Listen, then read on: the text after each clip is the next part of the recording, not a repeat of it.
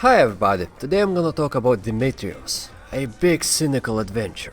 And as name implies, it's an adventure game with your standard loser protagonist named Bjorn, who over the course of the game gets somewhat better, and in addition to that manages to somehow to stay alive, unlike some other guy from the Pone series. Also, it's nice to note that it has been created and designed by a single person, who is also known as Cowcat Games. He provided me with a review copy, and of course what you should also know, that the game was funded in Kickstarter and successfully reached its goal. Demetrios feels to be inspired by Broken Sword series and has this lack of voice acting thing like many 90s games, as most of the story is carried out by printed speech bubbles with close-up portraits. Since this is not a game made by a professional team and had a budget of only €4,500, it is kind of justified. The main character is an antique shop dealer that buys rare stuff for cheap and sells for high, and so far his business is not going that great. In the beginning of the game he gets knocked out and loses all of his valuables and money.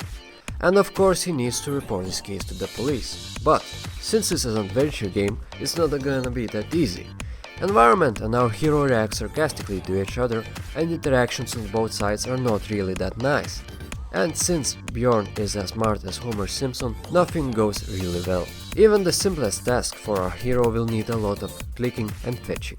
Of course, in the quest to find the truth, he is not completely alone. Later in the game there will be an opportunity to visit an interesting country called No-Go, with Bjorn's neighbor girlfriend Sandra, and her very street-smart 8-year-old daughter Caroline, both of whom are more ingenious and helpful than Bjorn, who will accompany them to No-Go and Germany. The main attraction of the game besides its humor, which is kind of subjective and I wouldn't recommend, is its HG artwork and cartoonish style, resembling comics, and the attention to the details in the background that can be easily missed by an attentive player.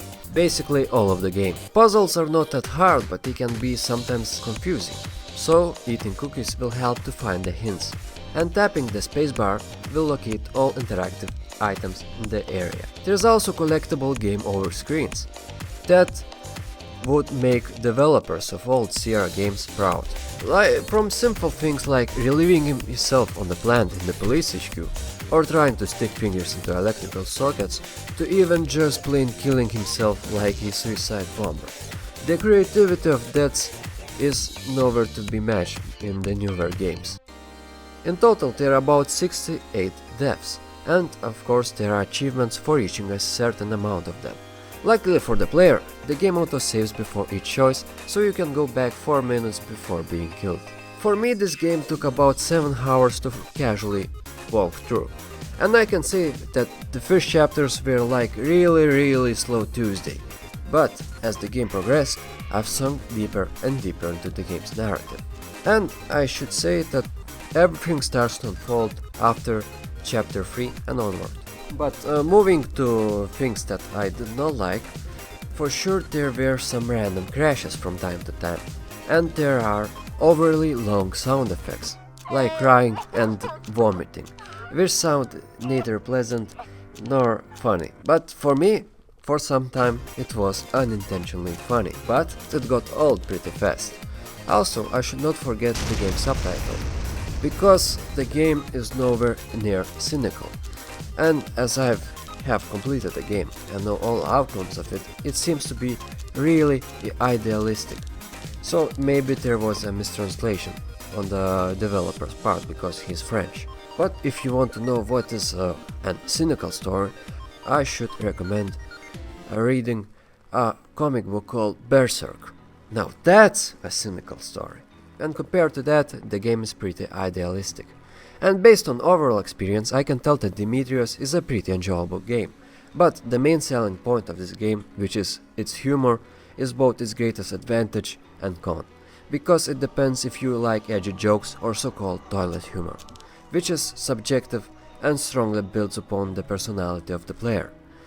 Graphics and sound are pretty good, controls are easily understandable. There's also a good variety of minigames that would extend the game time. But Demetrios also has this feeling of being rushed.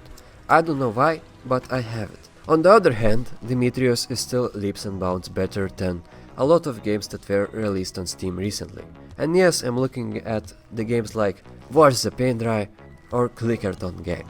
And I'm not dissing the game is pretty good, but overall experience depends on the player.